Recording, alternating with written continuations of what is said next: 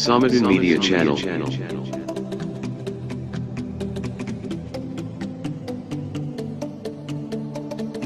isaga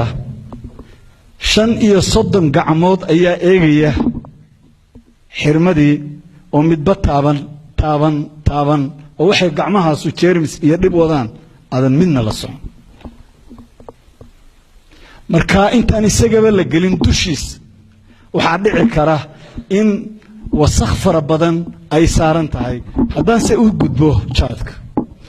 dhibaatooyinkiisa waxa ugu horeeya ilkaha laga bilaabo labada qowlal afka ciridka caloosha meel allaala meeshu sii taabto wuu xoqayaa nabaruuna ku samaynayaa ama gastric u bixi ama stomatitis u bixi ama waxaa doonto u bixi aakhirka dambana ilkuhu marka hore hadday madoobaadaan marka dambe way daadanayaan waxaa kale oo ah dhib wuxuu joojiyaa rabitaanka cuntada marka qofkii waxaa ku dhacaya nafaqa darrada oo dhanna waxaad ay salka ku haysaa waxa laala wixii xanuun ahaa ee difaaca jirka ku hayay meesha oo beerku ugu horeeya magaciisa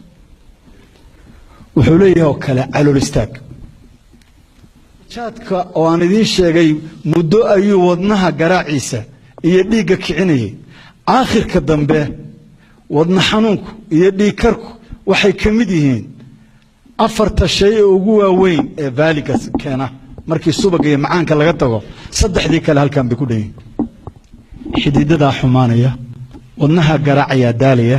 xinjiraa samaysmaya xididadaa xirmaya ama wadnuhu ku dhufanaya ama maskaxdu ku dhufanaya maskaxdan la kiciyey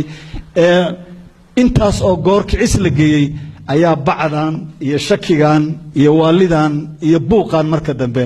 galaysa labada xanuun ee maanta ugu waaweyn dalka ee ah vaaliga iyo xanuunkan waalida ah waxaan anigu aaminsanahay qayb libaax buugtana ku qoran qayb libaax inay ka qaataan